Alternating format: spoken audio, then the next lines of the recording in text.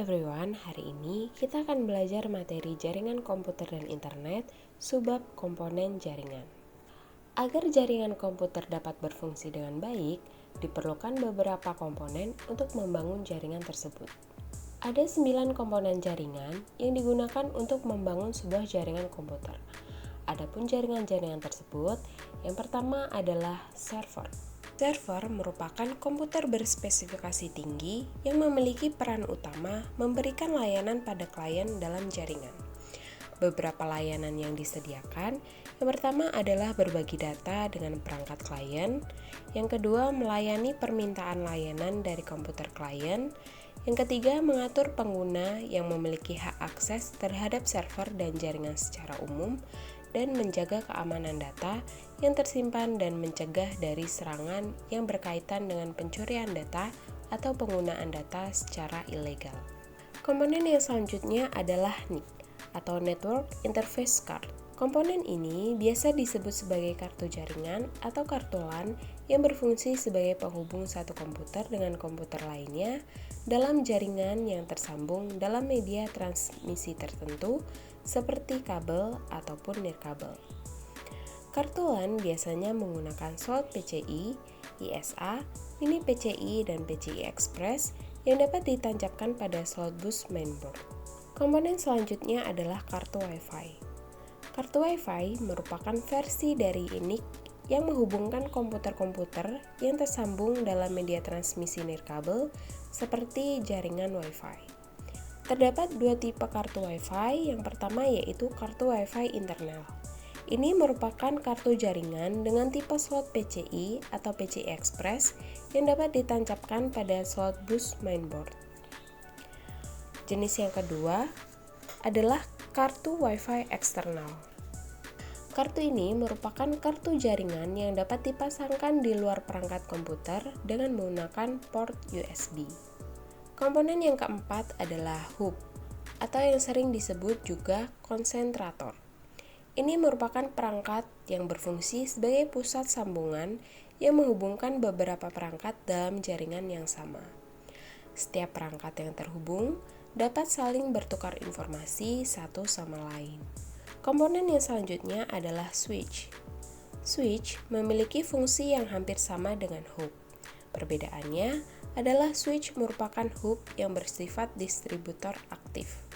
Selain mendistribusikan data, switch juga menyimpan MAC address dari setiap perangkat yang terhubung, sehingga setiap data yang ditransfer akan diteruskan ke port yang menjadi tujuannya.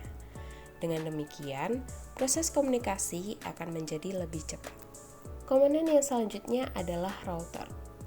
Router adalah perangkat jaringan yang bertugas mengirimkan paket data melalui jaringan internet dari sumber data ke tujuannya. Proses pengiriman paket data ini disebut sebagai routing. Dalam proses routing, router akan memilih jalur terbaik untuk mengirimkan paket data dari IP address asal ke IP address yang dituju. Komponen yang ketujuh adalah access point. Ini merupakan perangkat yang berfungsi menerima dan mendistribusikan data. Perangkat ini berperan sebagai titik pusat penerima dan pemancar sinyal dari dan menuju perangkat klien. Komponen yang ke-8 adalah modem. Modem adalah perangkat yang berfungsi melakukan modulasi dan demodulasi. Modulasi adalah proses pengubahan sinyal informasi ke dalam sinyal pembawa.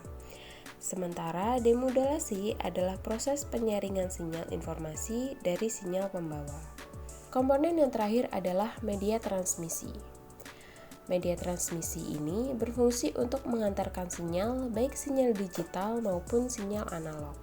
Jenis dan tipe sambungan media transmisi akan mempengaruhi kecepatan dan keberhasilan transmisi. Adapun jenisnya, yang pertama adalah transmisi kabel. Ada beberapa macam kabel yang dapat digunakan sebagai media transmisi jaringan. Yang pertama adalah kabel twist pair. Kabel ini dapat dibedakan menjadi dua tipe. Yang pertama adalah kabel STP.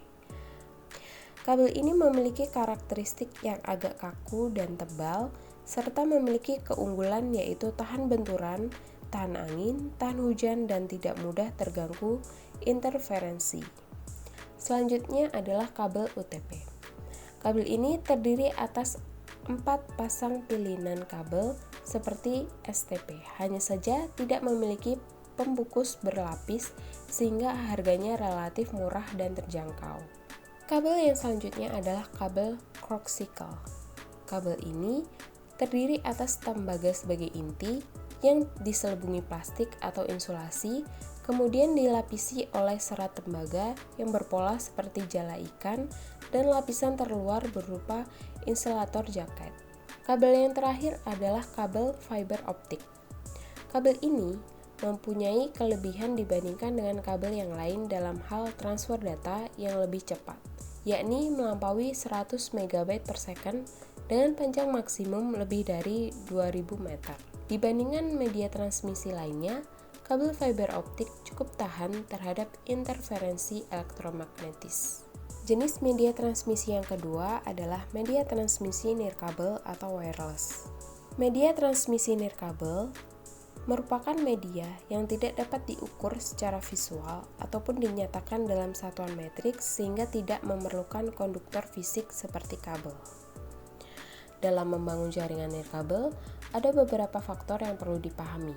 Yang pertama adalah dalam instalasi dan konfigurasi, perangkat nirkabel membutuhkan antena untuk memperkuat pancaran sinyal dalam sistem penerimaan. Yang kedua terdapat dua model koneksi gelombang radio.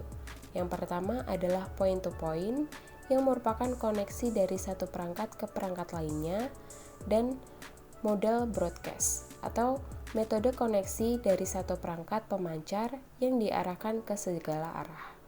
Contohnya seperti hotspot. Faktor yang ketiga adalah berdasarkan jenis frekuensi gelombang, jaringan nirkabel dibedakan menjadi 3 jenis. Yang pertama adalah gelombang mikro atau microwave dengan frekuensi antara 2-40 GHz. Yang kedua adalah gelombang radio dengan rentang frekuensi 30 MHz sampai dengan 1 GHz. Dan yang ketiga adalah gelombang inframerah. Faktor yang terakhir adalah media transmisi tidak terpadu terbagi atas 4 bagian. Yang pertama adalah gelombang mikro atmosfer bumi, yang kedua gelombang mikro pada satelit, yang ketiga radio broadcast, dan yang terakhir inframerah. Baik, sampai di sini belajar kita terkait komponen jaringan. Semoga video ini dapat menambah wawasan kalian. Sampai bertemu di video selanjutnya.